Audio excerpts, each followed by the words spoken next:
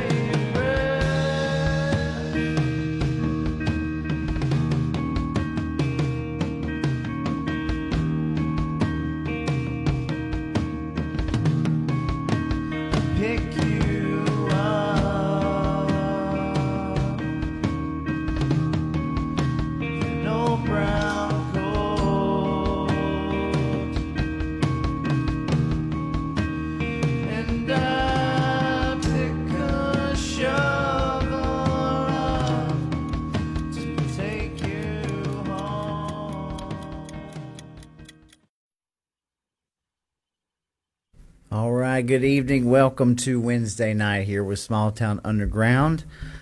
Thank y'all for participating. Last night we had the special live stream on conventions with Alex Johnson, so this is our regular show. And tonight I'm about to introduce my special guest tonight. Before I do that, I want to continue to send out special thoughts, prayers, anything, community support for the horrible tragedy that we had yesterday here in Walker County, where we lost two precious lives in a very bad car wreck, and it's affecting the families and the children and everybody in the county. And so we just want to send our prayers out to those families, our support to the community. The community is really coming together over this, and it is just a tragic loss of life. And so we continue our prayers for Walker County. So tonight, folks, we have a special guest, and I want to talk just for a second about how things are going. This is, again, mainly for our GOPs, the people that are involved in the Republican Party, because we have elections coming up. We have district elections coming up. We have state elections. And why it matters to people who don't follow this is because these are the representatives, the folks that have stepped up and trying to represent you as a voter, you as a Republican in the state of Georgia, how we move forward in our local governments and in our state governments, rules, laws, and the people that are there to represent. And as we bring new candidates into the fold, people that are going to stand up, America first, patriots, the principles. So I have with me my special guest, which is Lisa Pierce. And I was very, very intrigued by the story. First off, I've only talked to Lisa a couple of times. We don't even know each other, but I was very intrigued by the Twitter post where she was pretty much denied her run of candidacy for the vice chair position due to a technicality. And she came, she posted the receipts. We looked at it. Obviously, there was some text messaging back and forth. So, it kind of caused a sort of a schism in the way things operate. And so we're trying to get to the bottom of it, trying to figure this out. I know that it was appealed, and at first appeal it was denied, but apparently it's being appealed again. And so I want not only for her to tell her story tonight, right, but we're going to focus on the candidate. Who is Lisa Pierce? What does she want to bring to the table as she runs for this position? So I would like to welcome everybody, Lisa Pierce. How are you doing? I'm doing great. How are you, Roy? I'm doing good, man. We're burning both ends of the candle, 90-0. So I hear you. I'd like you to introduce yourself, tell us who you are, where you're from, and your involvement, and then we'll lead into the story, okay? Sure. My name's Lisa Pierce, and I'm running for first vice chair of the Georgia GOP. Hopefully we'll be on the ballot soon. So I grew up in a small town in northeast Tennessee. After I graduated high school, I moved off to yonder pastures and went to school in Miami, Florida. I spent a couple of summers at the University of Madrid, and I completed my bachelor's at Florida International University. I met my first husband there. We moved to Georgia because we didn't want to raise a family in Miami. It wasn't exactly the place. So we ended up moving to Duluth, Georgia. And after the birth of our first son, we moved to Loganville. And so I've lived a lot all over the state of Georgia. I've lived in Gwinnett County, Bibb County, Hall County, Cherokee County, and we're now in Upson County. And I'm married to my second husband. We've been married for 21 years, and we live on a 30-acre farm. Oh. And my job is taking care of all the farm animals. We have about 100 farm animals that I take care of daily. I'm up at 3 and out the door, and it's that's a very fulfilling life. That's a full-time job. Now, a lot of people have asked me about where is Upson County. So let us know on the map where Upson County is. Okay, so, and I talk a lot with my hands. So if we're on a map, we have Macon on the east side and Columbus on the west side. Upson County is like right in the middle. We're right below Griffin, about 30 minutes. So we're kind of in the middle. We're right off 19. I got you. The capital is Thomaston, Georgia. Probably don't even know that, but I think I do. Didn't they film some of the Stranger Things around that area? I think they filmed that in Griffin. I was going to say, because my kids were crazy about that, and we did the little tour around the state where, Right. And I have friends down there in McDonough that I think they did some Walking Dead stuff down there too, and all that. So they sure did. Cool. That and Sonoya. Yeah. So we live here. I'm retired in 2022, more because the field that I was working in, I worked in healthcare. I worked for a pharmaceutical and medical device company through my career. Okay. And I traveled all over the state of Georgia. So I know the people from the north part of the state to the south part and the east to the west. So I know the big city people and the small town people. Right. And I know their wants and needs, and they're very, very different depending on where you live. But in 2022, whenever the world went crazy, especially when science went out the door, I was making a high six-figure income, and I kept being pestered to do something that was against my wishes. Yes. Yeah. You know how restricted we were. So I walked away. And, Amen. I left that, and it's, it's kind of hard to leave that It money is. behind, but it's all about integrity and doing the right thing and not being black blackmailed to do something that's really not something you want to do. So I walked away and I'm taking care of animals every day. So it's a Wow. completely different life Yes. than I led, but I love it. It's a very wholesome life, and I love it. You know, It's just great. that's an amazing story because I didn't realize that you lived all over. So as I went through my journey, where I'm up here in the mountains in the northwest corner, I've met so many people around the state that my outlook has changed dramatically from where what I thought that I might know. And it's amazing when you start connecting in different places and different communities that have entirely different sets of problems than you have. I'm a transplant like you, originally born in Chicago. We moved down here. Obviously, nobody wanted to stay in Chicago, but it was the same thing with COVID. We joke all the time about our area up here being conservative fantasy land because during COVID, you didn't have to worry about all the stuff you were seeing on the news. I mean, it was just like you walk into Walmart, do whatever. There was absolutely over my dead body where was I ever going to take a jab, or my family. And I praise Right. God that we never, had to, other than a few threats. But yeah, so you are connected to the people of Georgia. Okay. Very, very much so. And that was one thing that I loved about, and I do miss about my job, is because I do love people and I love that connection to people.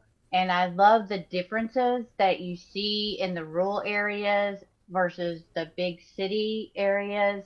And it's just a different kind of feeling no matter where you are. And you're right, the problems that big cities that they have aren't the same that the small rural areas have, but they all kind of deal with that, and it's really important to have those skill sets to be able to deal with all those different types of people. So I do Absolutely. miss the people. Absolutely. And so that led you into the Republican Party. So tell us about that. Yeah, so in it's so funny. Because I was always into politics. I kind of followed it on the periphery. I was never really deeply involved in politics. I mean, it's funny, you learn about working on what a political resume is. But Ronald Reagan was kind of the first campaign, if you want to say, that I worked on, because I was so inspired by him. Hmm. But then after that, I kind of withdrew from politics and just watched things, but I was very passionate about it. I knew my belief system. I knew what I believed. I raised our children believing what we believe. And after 2020, my husband, who was apolitical whatsoever, and he actually is a retired Fulton County fireman, Okay. and he was so angry about what happened in 2020 that he really dove into the machines, dove in. I mean, he was on all the signal groups and all the Hmm. telegrams, and that's how we've kind of gotten to meet some of the people in different counties was through him. Right. And then we got involved with our local Republican Party. And when we went, it was like 2021, Hmm. and there were like 4 people there. It Wow. was very many people. Right. And the people that were involved were very, okay, I'm going to use my phrase they're very country club Republicans. Oh, yes. And I always make fun of that because I was raised in the country club, so I know those people, and I choose to be on my farm. We'll Right. just say that. But they were very, ooh, we are not going to say anything. Um, I started getting more involved in the local politics, and actually, the chairman of the board of commissioners is our neighbor. Ah, okay. Um, and it didn't turn out well for him.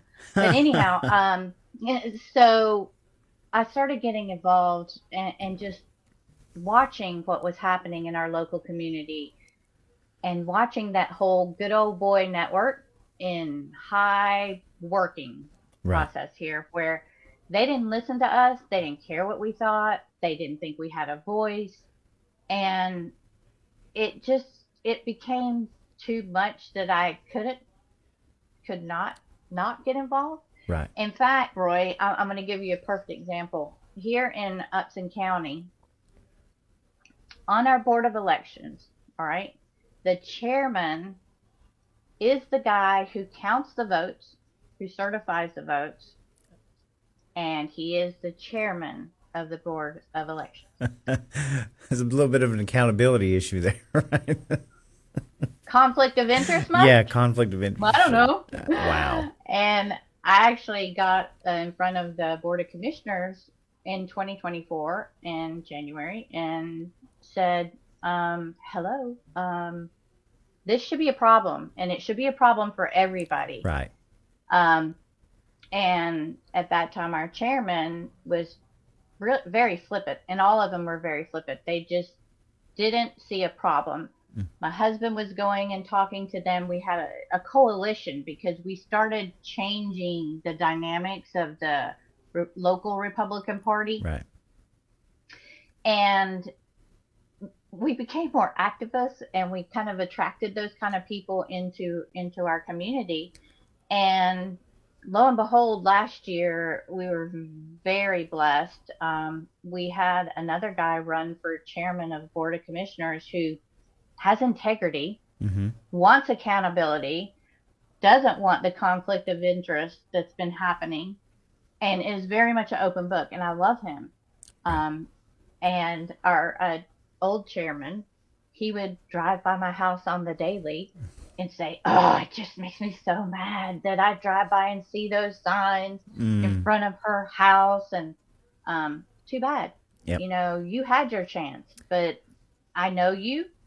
I'm not going to trust you, and I have a better choice. Sure. And so it was very instrumental in getting him out of office. Right. So I'm not his best neighbor, I'll just say. Yeah, it's almost a cookie cutter mentality where I always say that when the parents are away and the kids are getting in the cookie jar, right? It is the same thing, this sort of matrix of power, this country club matrix that was allowed to go on while nobody's paying attention. And so your development authorities and your commissions and your school boards, everybody just sort of was able to have free range of how they did things. We forgot about processes. We forgot about the law. And then all of a sudden you run into these where everybody's connected, everybody's in big deals, everybody is making something off of somewhere. And then we just kind of woke up, especially the 2020 election, woke up so many people to the corruption 100%. all around us. And now it's like they're treating people like you and me who's speaking out as like, oh, we're the extreme. And we're like, no, we just want things done the right way. We see this now. It's as business is no longer as usual. And there's a lot of people that have a problem with that. So. Oh, and you're the pariah, right? You're the pariah for calling out their lying and just doing things like they just want to do it. And they dare you to call them out. Sure. And when you call them out, then they get, very, very upset. Absolutely. But, Absolutely. we have to call out these politicians. And we have to, we have to hold them accountable, because if we don't, we're going to lose this country. Yes. And everybody, I really feel, thinks that, after 2020, okay, we're over. Right. I can sit back. I can do nothing. It's okay. Absolutely not. We've got the foot on the gas. We've got to push harder than we ever push, and especially of what's happening in Georgia. Yes. I've never seen anything like it, to be honest. The more I learn, At all. I'm right there with you. And you're right. I always thought that maybe we could get to a point where we get things straightened out a little bit, and then you can have the breathing room and go back and watch the bread and circus. But it's never going to happen. We have to maintain a total accountable and transparency situation between our leaders and ours. We cannot go back to sleep, because if we do, it'll slip right back into that nefarious stuff that we're fighting against now. But you're right about Georgia. Georgia's wild. So it is crazy. I like I said, I was raised in Tennessee, and I know Tennessee isn't as bad. They're doing a lot of good things in Tennessee, and we should be able to do that here in Georgia. but our Republican Party is not holding them accountable. Oh, no. But that has everything to do with No, how our when you look at this last session, right, over 400 bills, not a very pro-human, pro-community bills going through. But you look at every state around us, Florida, Alabama, even South Carolina, Tennessee, and they're passing all these wonderful bills that all of the people on the ground are like, wow, and Georgia is completely ignoring it like it's the plague. That ought to tell you something here, that the people are wide awake and seeing this, right? It's amazing. Tennessee defeated the bill that we said, oh, yes, we want the glyphosate all through our food. They defeated it. Tennessee, and you know how they defeated it? They had farmers, ranchers, medical people go and to the lawmakers and say, look, you better not do this. Right. Or it's going to be for you. Well, and they defeated it. Sure. And we did nothing. We're like, yes, please, we want it. We want to poison our children. We want to poison every human in the state of Georgia. Please let us do that. Well, in fact, yes, we're applauding. When Georgia's the number one state to do business in, and you're in the business of just throwing up warehouses for hundreds of square miles, you're worried about putting 30,000 acres of data centers. You're pretty much wanting to pave every square inch of this state and turn it into a parking lot or some kind of a corporation. That doesn't leave a lot of room for agriculture or communities of families, right? It's insane. And you would think that that's common sense and we need to pull back, but we are full steam ahead. So, 100%. Lord. All right, so I want to get too far off topic. So what I've been told about you is that you're a two-time GOP chair in Upson County and that you completely transformed your GOP. Can you tell us a little bit about that? Sure.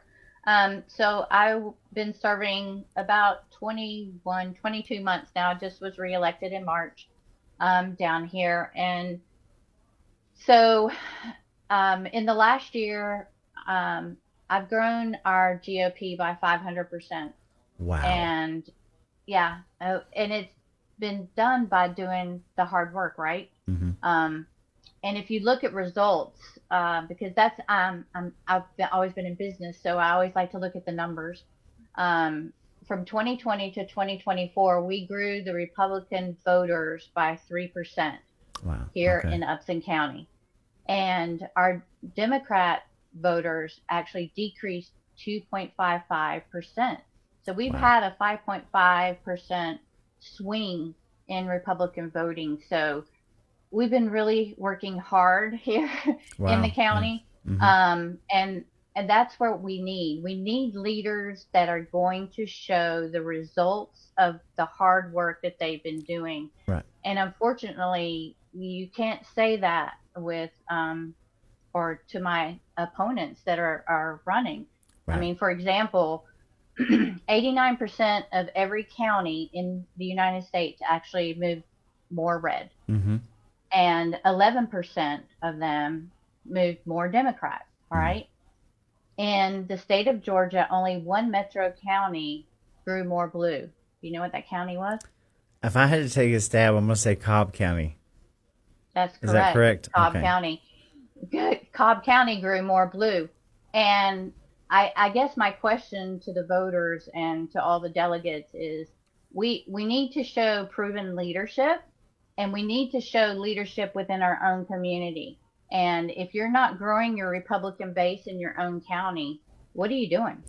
Right. What are you doing? And how many races in this last race had Democrat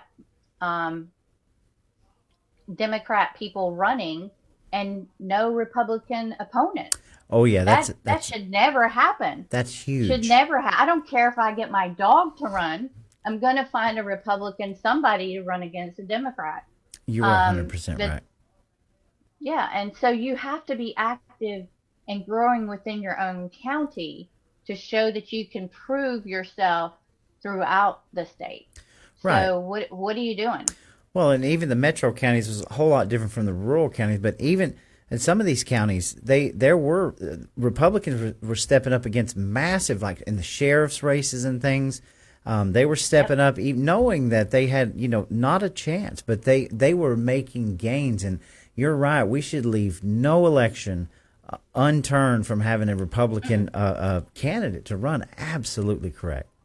So Yeah, and that's one of the differences that I think I bring to the table. okay, Is I do have those results behind me, and we will continue to grow our party, and we'll continue to show those results within our county because we care about our county, and we will have the right people in place to run our government, right, to do everything that we need to move right, our families forward. Because absolutely. that's the most important thing. Okay, absolutely. I'm in 100% agreement with that. So Right. you're running for the vice chair position of the state GOP. Now let's talk about what happened. So a little bit different. I'm a fan of accountability, keeping Democrats from trying to run as Republicans. We have things going on in this area, but this is a little bit different. So I want you to lay it out. Here you are. You've decided you're going to run for vice chair. You've grown your GOP 500%. That you are clearly not a Democrat running as a Republican. Let's just break it down for us. What happened? Okay, so let me state this in the beginning. Okay. Because if you would have asked me 6 weeks ago whether I would be running as first vice chair for the Georgia GOP, I would have said, you're crazy. Because this is not something I wanted to do. Mm-hmm. It's not something I had on my bingo card, as they say. Okay. It's not something was in my realm, but I had people who came to me on multiple occasions and said, Lisa, we have got to have people that aren't establishment, that aren't part of the team, that will stand up to what's happening right now in the state of Georgia and move it forward. And, prayed really hard about it, and everything that's been happening, and even the bad stuff, I really believe is God led. Okay. Because it couldn't have happened any other way. It couldn't have happened any other way. So when I decided to go ahead and run, it was like a week before everything was due. And so I want to make sure that I read the rules, what it is that I'm supposed to be doing to submit my application and make sure that everything's right. Okay. So I submitted everything at 4:39 on March 15th. And on my email, I had my intent to run. I had my political resume. I talked a little bit about my community service that I was on the board of directors for.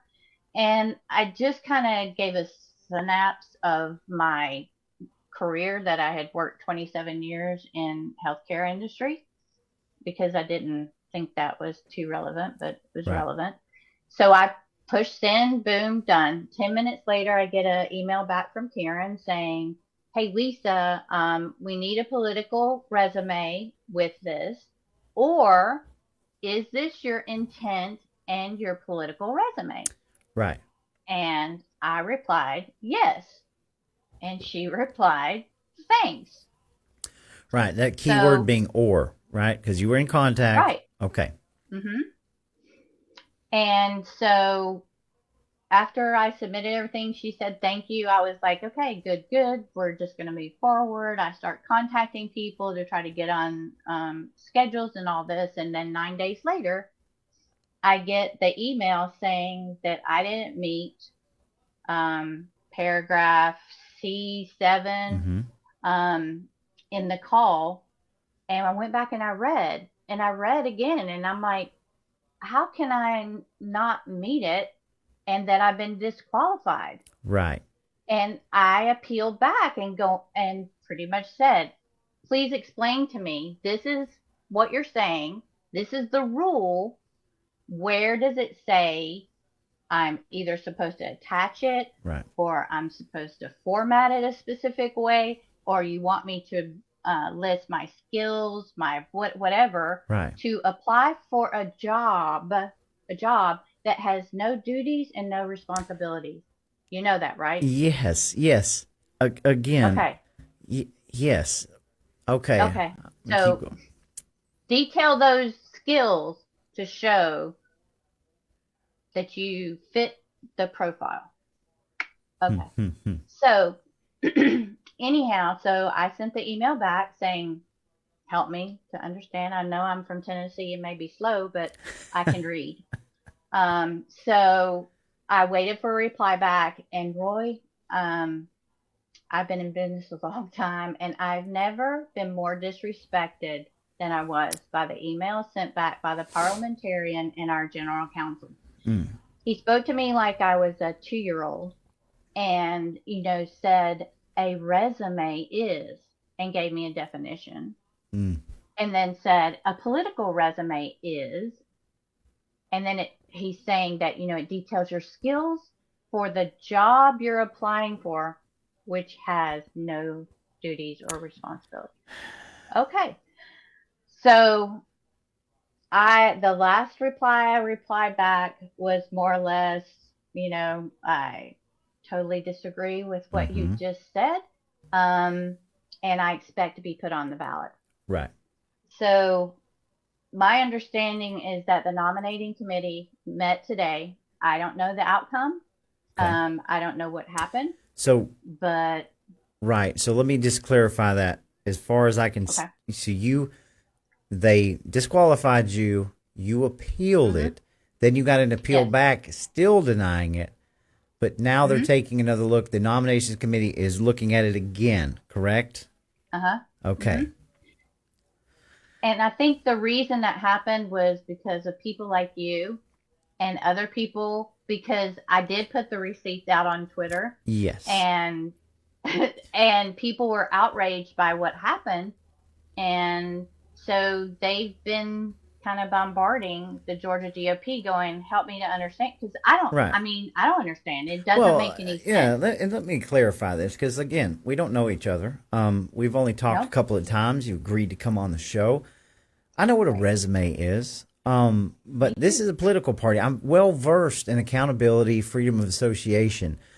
To me, as an outsider, as somebody who's just looking at it objectively without emotion, to see what exactly transpired there, and immediately I read the rule myself, and I'm saying, what is this? The perception is it looks like some sort of control, some sort of, we're going to not allow these people to run. I can understand that you have time frames and you know 501 whatever, but to look at your case in particular, and I've seen a Kylie Kremer's case and I've listened to Jaquan Stenbridge, but to see your case laid out exactly like it is, asking why, to me, I'm doing the same thing. I'm like, hold the phone here. What is wrong here? This looks like something that shouldn't be happening. So continue. No, I 100%, and that's why I'm so confused. And I think that's the reason that it was tossed to the nominating committee, because they can't explain themselves, because I didn't break any rules. Right. I submitted all the information.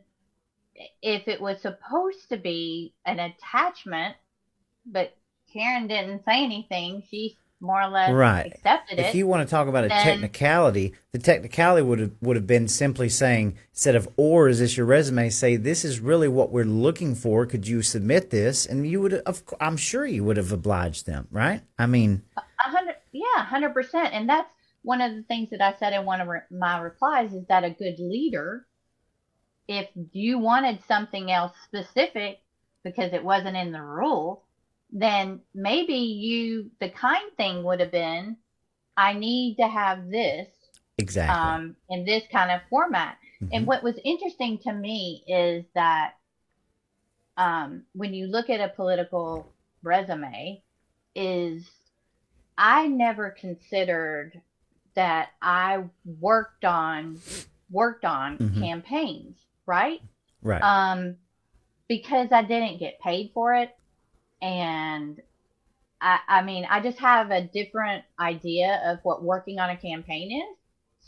But, I did do a lot of working on Brian Jack's campaign, on my local chairman's campaign, on the tax commissioner's campaign.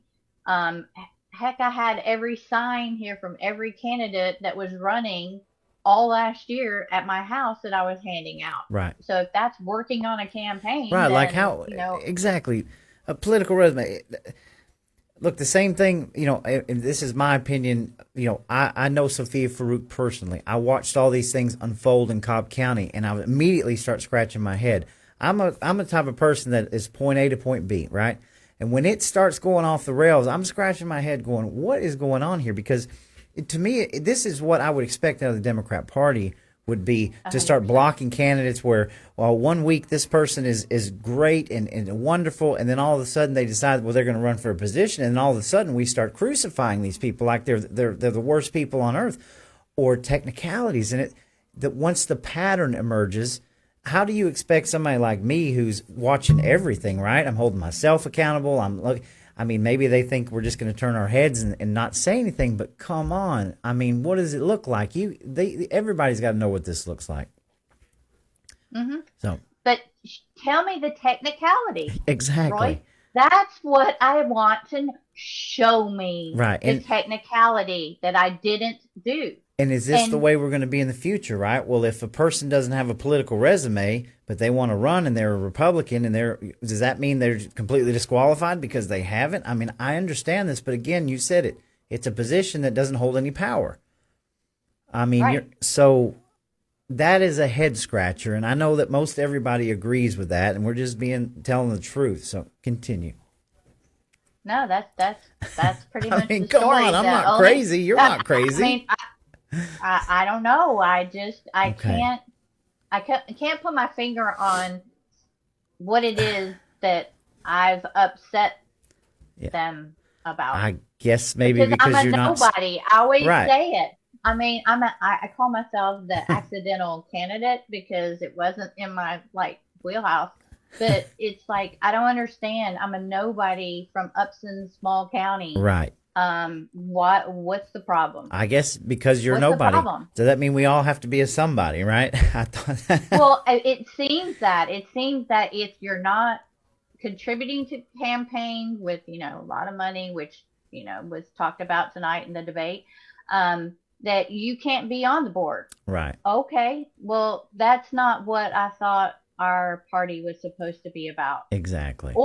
Or here's the other thing that's interesting to me. It's like you have to pay your dues Mhm. by being active within the Georgia GOP for a long time, and you earn your spot there. Yeah, well, that doesn't seem right to me. No, like a seniority position, and it 100%. It shouldn't I'm not used to this. We joined in the Patriot movement. I said it 1,000 times. I thought I was taking a step back coming to the Republican Party because I was a conspiracy theorist rabbit hole. This is where the fight is, but this is new to me because I've never seen it before. So we're treating this like it's a corporation. We're working, and those that have seniority or the ones that are gatekeeping. Come on, what are we doing here? It doesn't make sense. Right. And again, I try to look at results, and Right. I look at results of what people. We're looking for photo ops? Right. We're looking for being in the cool kids club? To where we're flashing our photos with all these politicians and they know us. I know.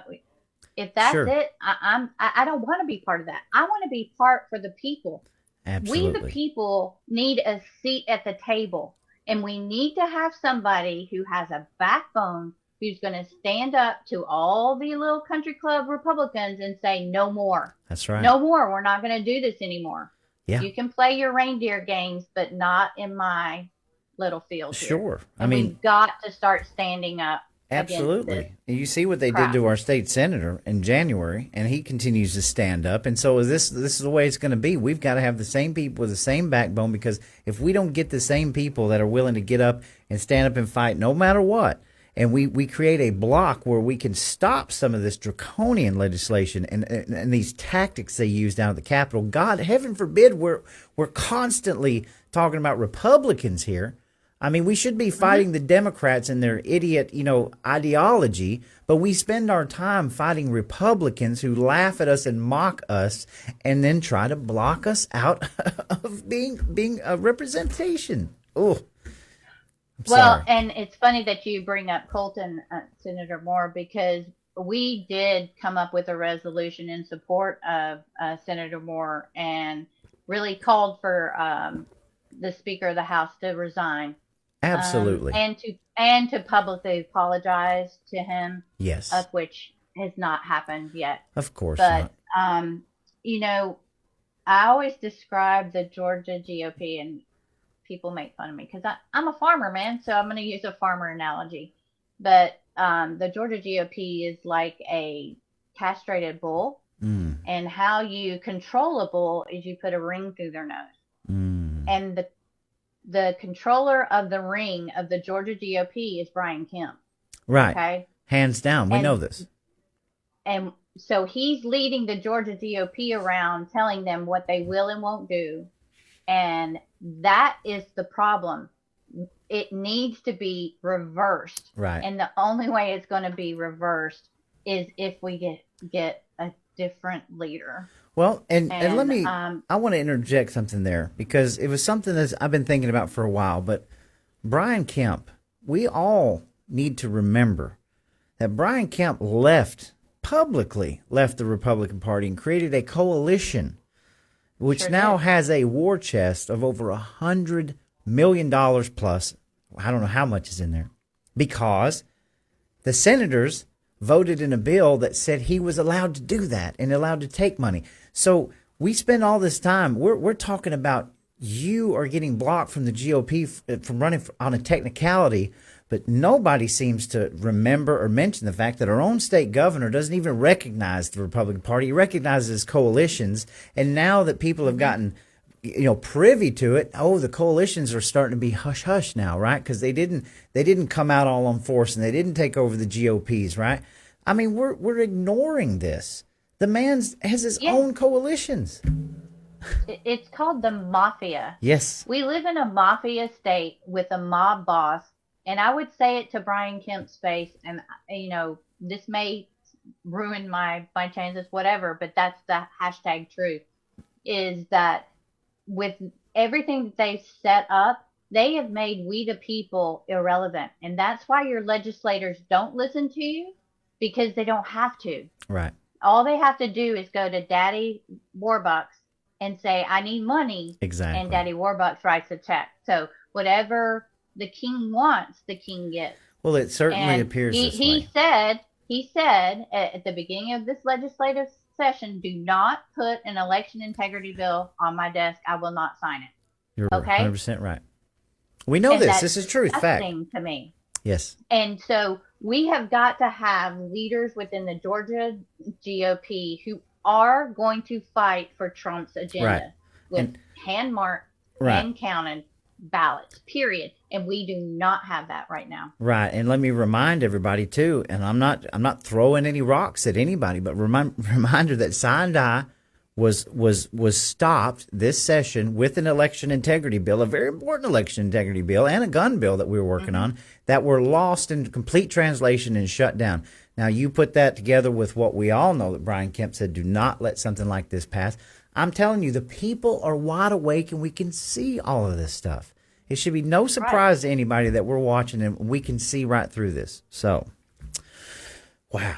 So, you're running. So again, you're saying that the nominations committee is now finally got your paperwork and everybody's and they're going through it. So, we should probably expect to hear something, correct? Something, yeah. We were. They met. Supposedly, they met today. That's what the word on the street is. Okay. And so we should hear something. I would say probably sometime tomorrow. Good. So hopefully we'll know yay or nay. Well, whether we move forward or not. Just so you know, I don't endorse anybody, and I always tell people to vote their conscience. But I want to send a special message out to our GOP that I hope whoever and whatever are bringing their conscience to the table and realizing that even if you don't agree but you have to admit that the perception of everything that's happened up into this moment, that the people are wide awake, and we cannot be a party like this. I am a firm believer in settling all of these things on a debate stage. I am a firm believer in educating the people and giving them as much opportunity to understand who they're voting for.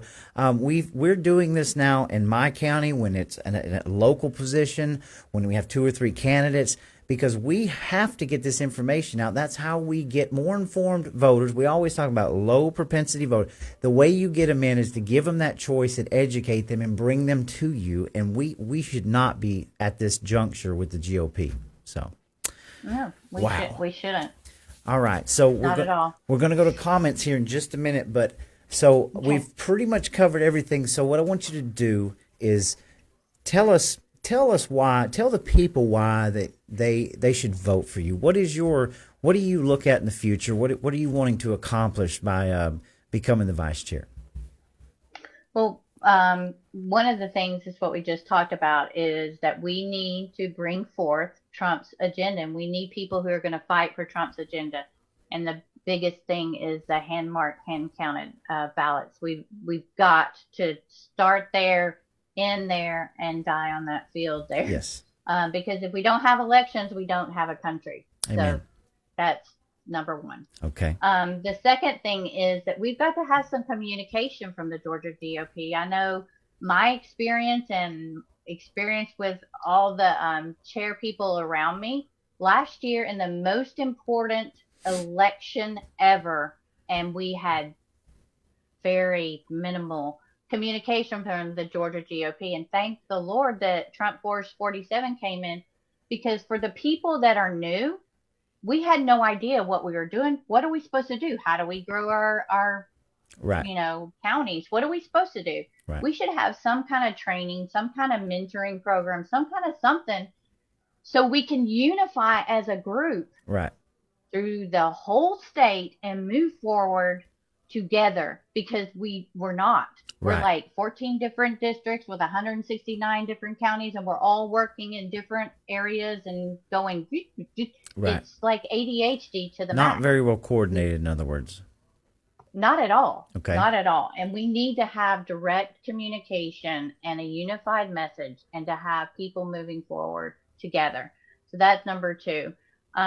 We've got to be the party leaders and not the legislator be the leaders. And we do that by having people who are not afraid to stand up even when it's not popular. Right. And that, I feel like, is a huge problem, because people want to be popular. Mhm. I don't care to be popular. I'm going to always do what's Nope. right. Okay? Absolutely. And the last thing we've got to do is we've got to support our grassroots effort, because we are the party. We just don't know we are the party. And we are not the pariah. We are the people. And we've got to have a seat at the table. And I am that candidate to have put that seat at the table, to give them a voice, because we haven't had a voice at the table. Right. And we need that voice. I'm it. So I will humbly ask for everybody out there to vote for me. Okay. And I am an open book. You can reach me on my website. Yes. It's lisa4ga.com. You can call me on my phone. I can, give that out. But please contact me. I will answer any question. I have nothing to hide. I got you. We will put your link in the comments too. And we do appreciate Awesome. you coming on. I appreciate you offering, coming on the show, giving me your trust so that we can do this. Of course. I focus on the truth. I don't think that there's anything that we've said that's conjecture here tonight. It's a problem that needs to be changed. And I want to leave you with one thing before we go to the comments. The first time I ever got involved with the election integrity, I've always believed in it. I just went down to Atlanta. It was not this past year, but last year, and met up with a bunch of people that I didn't know. I got in my car. I decided I was going to go down here on this day and just link up. Had no idea what to expect. Never been in the Capitol since I was a child. And all of a sudden, people were there, and this is what we're going to do. And I was blown away by the press conference, and we were going in the Capitol. I just had my phone, and I was planning on filming, but we were stopped in the hallway by maybe the first or the second legislator. And halfway through the lady Stacy that was leading our group, the guy stops because, people are wearing Voter Georgia shirts and paper please signs. And he's like, "Who do you work for?" And everybody just kind of stopped and like, what do you mean? It's like, who do you work for? Who's paying for all this? And I didn't know certainly what to expect. And everybody's like, what are you talking about? He's like, come on, man. Who do y'all work for? You didn't go out and buy those signs and shirts. Who's funding you? And every single person there was like, we bought this ourselves. We bought these shirts. We bought the signs. And I looked at the guy and said, I don't even know these people. I said, I came down here to be with them. I said, I don't even know them. That is the mentality. It's always follow the money. Everybody's expecting you to have your hand out. And I think the takeaway is the grassroots. I'm not asking for a thing from anybody. I'm not asking for their jobs. I'm not running for anything. What we want is we want to fix everything that is broken, and we want to institute accountability and transparency across the board. And if we don't do that moving forward, and I think that's where they don't understand that I'm just up here on a Wednesday night dedicated to spilling my guts, right? So I'm in agreement with you. Roy, let me tell you a funny thing that just gobsmacked me yesterday. I heard from a Georgia GOP member yesterday that spoke to a legislator and stated that the only purpose for the Georgia GOP to the legislators is to support the legislators. And we are there to support them and to raise funds for the reelection. I see. That right there should tell you everything that's wrong with the state of Georgia. Man, I tell you, that's something else. Yeah. All right, we're going to go through comments, and thanks everybody for hanging out tonight. Make sure that you share this around. We want to get Lisa some exposure, and people know her. We've listened to her story, her campaign. She will be running. Lord help. I mean, obviously, we're waiting on some sort of an appeal, but she's not going to stop. So, all right. Christopher Rayleigh, thank you for being here with us tonight, man. Appreciate you. Carol, thank you very much for being here. And Christopher asked how we are liking that tort reform. I mean, again, and I think, yeah, you'll probably agree. This session was very, to me, it felt very anti-human, anti-family, anti-community. It was all about the corporations. Would you agree with that? 100%. 100%. Nothing to do with the families and helping us. Zero. Okay. Charles Stoker. Hello, Charles. I'm glad you got on. Sharon Holland, thank you so much. It's good to see you tonight. CJ Lester says, Alex Johnson is the man. You know, I don't know how you guys feel about, delegates. And I'll say this again because Alex Johnson has always been a very, very fair person with me. But I have watched him debate. I've been to a few of his classes where he's taught Robert's rules, and I would love to see him chair the state convention because I think that out of anything you'd have the integrity there for it. But we'll see. But I hope everybody got something out of that. I will be making some cuts from there so we can continue that. Jeff Spiva, thank you, sir. Good to see you. CJ Lester says, yes, I am going to run for the 13th District Vice Chair of Communications. Amen, man. I don't think I know CJ, but hey, more power to you. We need people stepping up. And Jeff Spiva says, all right, Lisa, there are certified delegates in the chat, so speak up and earn our votes. Let us. Hopefully I did. Yeah, let us know what you think, Jeff. Christopher says, without stealing the elections, the GOP would be dead on arrival. So I'll just tell you, folks, I mean, obviously, they're. I don't want to get hung up on this, but obviously, Lisa, we can say with certainty that the 2020 elections were fraudulent.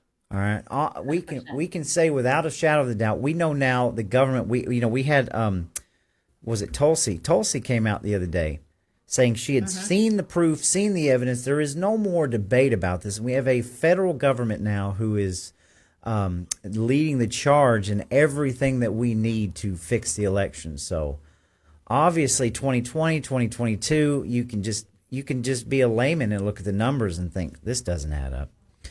So hopefully all of the grassroots and what we're doing here is bringing that accountability and transparency where we open this thing up, right?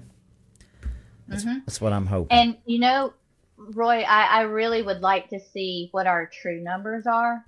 Oh, yeah. Because I really believe we are a redder state than what's coming out in the numbers. I certainly hope even in so. 2024.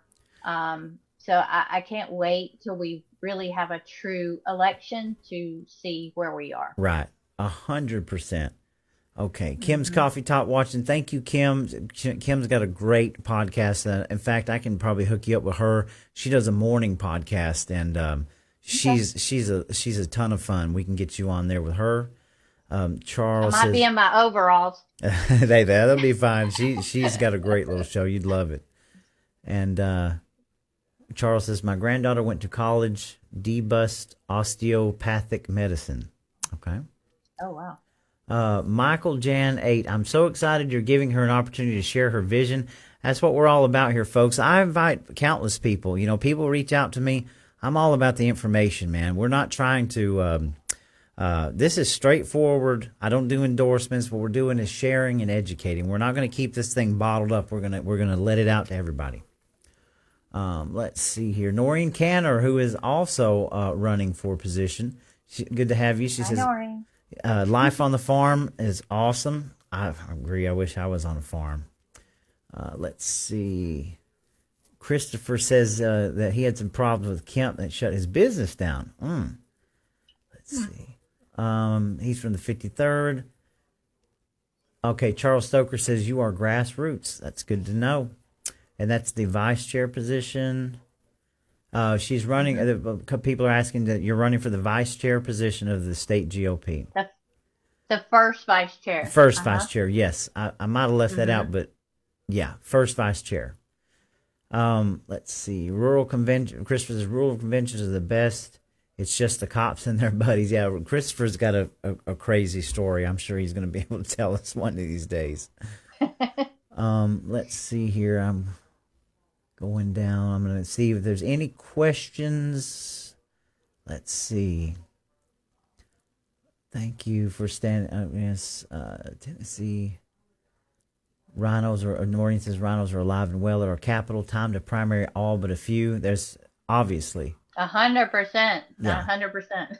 And then Charles says, good job banning chemtrails in Tennessee. Help us get it done in Georgia. That we, Florida, Alabama, Tennessee, but Georgia. All around us. I guess they just have to shut it off, and as soon as they go across that state line, we'll just turn it right back on. So, Yeah, I don't know how that goes, but well, it's funny to me, and I don't mean to get off topic, but we talked about election. I don't know if you watch a lot of the Tucker Carlson interviews. Oh, 100%. This last interview he did, and I the name escapes me. I guess it was the senator that was worked on all the committees during 9/11. I'm doing a completely separate video because it's so important that people see this, because they carry the burden for 22 years or so, 23 years about 9/11, knowing all what we know about it, and then being called a conspiracy theorist for calling it an inside job. And this guy's been put through, what? His family's been attacked, and he's now whistleblowing. And it's like, when I was listening to this interview, I'm like, how can anybody call us crazy when all of these things that they've labeled conspiracy theories are now factual? These people were there. They knew where Osama bin Laden was. Of course it was an inside job. And it's like, you argue with people about chemtrails, and you're like, well, there's 20-some odd states that are passing legislation. Tell me that I'm crazy for believing that they can put some metal in the air, Right. I mean, why would you put in legislation over a conspiracy theory? Exactly. I don't know. I think people are just too scared. I don't know. But let's see here. Yeah, I get. Again, you got to have a backbone. Courage is contagious, Roy. Yes. It's contagious. It is. All right, so I'm trying to look for some questions here, so I don't mean to skip everybody's comments. So, but we are running a little on time. And Chris, you got a lot of comments, and I appreciate every one of them. Charles, let's see. Okay, William Blake McMillan. William Blake McMillan, good to have you tonight. It says Georgia GOP is being run like a communist government. Stop this BS, Josh McCoon and John White. Okay. And you can comment on that if you want. Like I said, things obviously we need change. Who gets elected, everybody needs to understand that guess what? Things are not right and people are not happy. You know, they're not happy with the way things are turning out. So, Well, and we need an executive committee that actually has duties and responsibilities on every level and not to work for the behest of our chairman. It cannot be one person who has complete control over the party. We should all have a say. We should all have a voice on the executive committee. And it can't be, you don't want to make the chairman unhappy. well, That's the same kind of thugs tactics. We cannot have that. No. I agree. Or if we do have those tactics, we have to have people going, I don't care.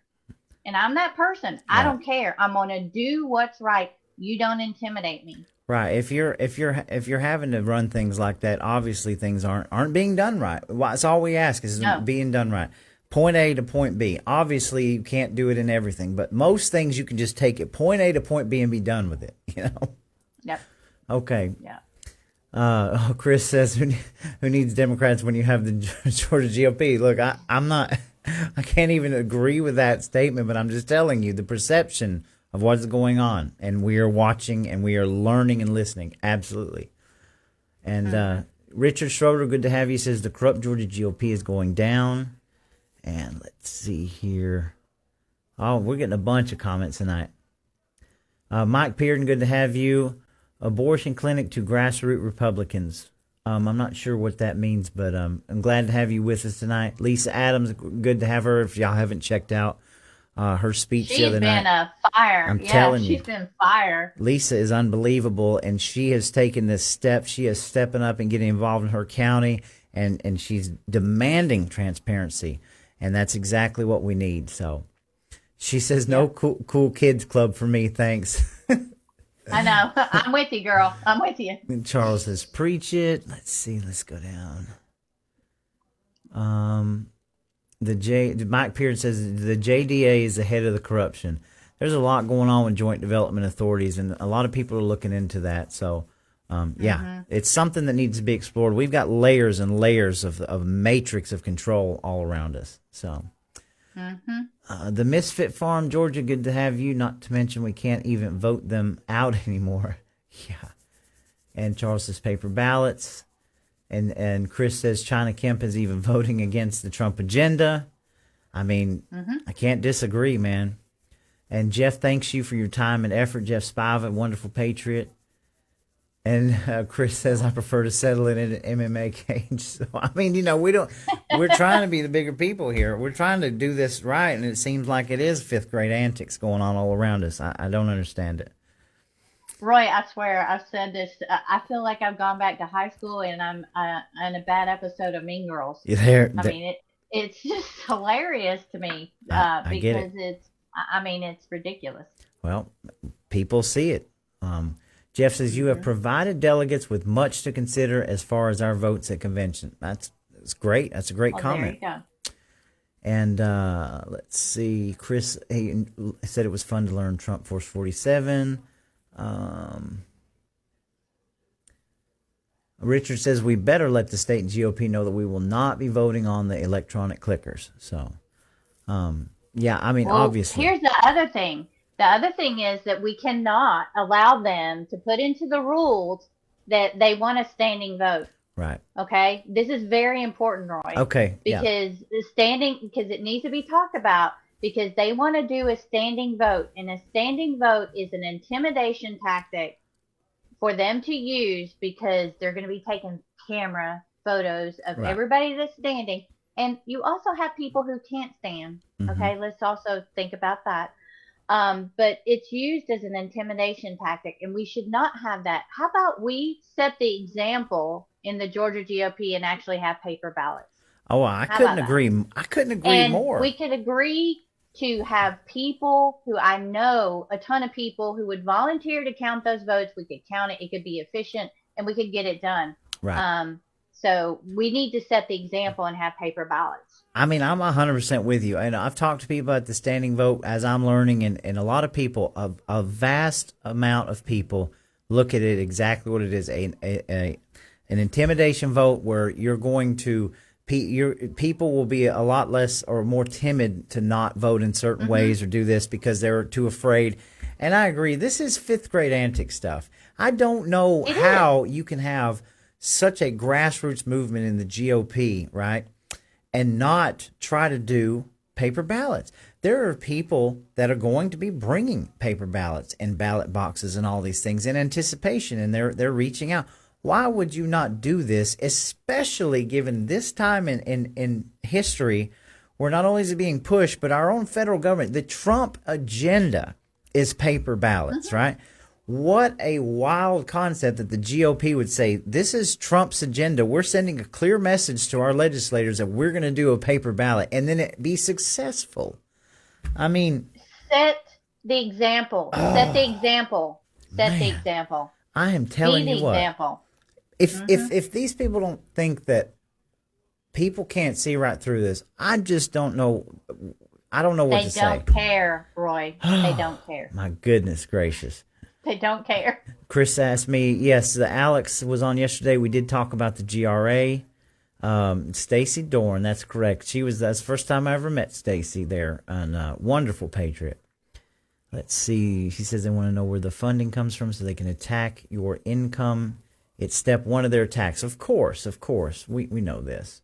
All right, guys, I'm gonna sit down. There's Antonio. What's going on, my man? Lisa. Let's see, Amanda, thank you. She says, excellent. We've got a lot of excellent interviews. Lisa Niesler says, she posted the link. Thank you, Lisa, for doing that. Well, thank you. It's in there. You guys can go to Lisa Pierce's site if you want to know more about it. Noreen says, go, Lisa, stand strong. You got our support. This is not fair that everyone wants should be allowed to. So, yes, and Linda Mink is here. Good to see you. And I'm just going to skip down a little bit because we're running low on time. David Greasy Boots Smith, my man from Floyd County, says, great interview. Thank you for stepping up and grabbing the bull by the horns, putting your name out there. We know it's not easy. There are a lot of patriots up here in the 14th standing with you. So there you go. Oh, well, thank you. That's wonderful. Thank you. And thanks for using the bull analogy, too. That's right. I like it. Man, they're doing some killer stuff in Floyd County. So we got a lot of good people up here. Antonio says, go, Lisa, go. Let's see. Everybody is cheering you on. Noreen does say no delegate list yet. Use this time to get support. See you at the candidate forum in Gainesville, right? So you go ahead and tell people about that. I'll be there tomorrow. Okay, Gainesville, it's tomorrow. Ron Hooper, MAGA, Georgia, right? At Gainesville Civic Center tomorrow. I mean, if you're there, come by, say hey. I'll be there. Gotcha. Okay. All right. So Antonio has got, I think, okay, he's got a question. Here's the question for Josh. Like Lisa says, if you believe in the president's agenda, why don't you start with hand-marked, hand-counted paper ballots at the convention to lead the way? This is exactly what we said, right? That's a good 100%. question. Why would anybody not want to do this? It would be historic. Why? Why would anybody not want to use paper? I mean, divine providence, it shows the lines. It shows people what they need to see, right? Why, after all of the work and these election integrity and going down to the Capitol and all of the lawsuits and everything that Josh McCoon talks about, everything that voter Georgia, why would you not use paper ballots? Come on, folks. All right. Looks like that was it. And let's see. All right, guys. So that's all for the comments. If I skipped over your comment, you have to forgive me. There was a ton, and I don't want to keep Lisa on all night. But guys, we'll go back and check, and I'll double check them myself. So we have a pretty good little viewing tonight, and I always give my guests the last word. So you take it away. Well, thank you so much for giving me the time to be able to tell my story to everybody. Please reach out to me. You can reach, I think they posted my link in the comments. You can send comments there. You can reach me on Twitter. My Twitter handle is @LisaLP23, or however else you need to reach out to me. But I would really appreciate your vote. Let's keep pushing forward because we got to get that seat at the table. Absolutely. Thank you. Well, thank you for your time. It's a pleasure to meet you. Folks, we got many more shows, many guests coming up, and we've got these conventions. So we need to be doing our homework. We need to be learning about Robert's rules. We need to be asking questions. We need to know what we're up against for district and state and how we can get involved in that and make sure that every step of the way is done right. And we also are rooting for all the people that should be allowed to run for these positions just like anybody else. We're not in grade school. So, guys, Amen. That's it for tonight. I don't know if I might do just something very small, a little special this weekend about 9/11. It's all in my head, but I got to get it out of here. And then if nothing else, we'll see what comes up for next week. Thank you. You just hang on the line, and I'll see you guys later. Legislature legalized unverifiable voting in 2000. Like you said, to Trump, but they're getting booty. They said, go out there and rob these houses and bring back the bounty, and then that'll pay your way. Because Republicans who get endorsement from Georgia carry that they mean anything. You can't sit on the sidelines any longer. You must get involved in the game. This is your sign.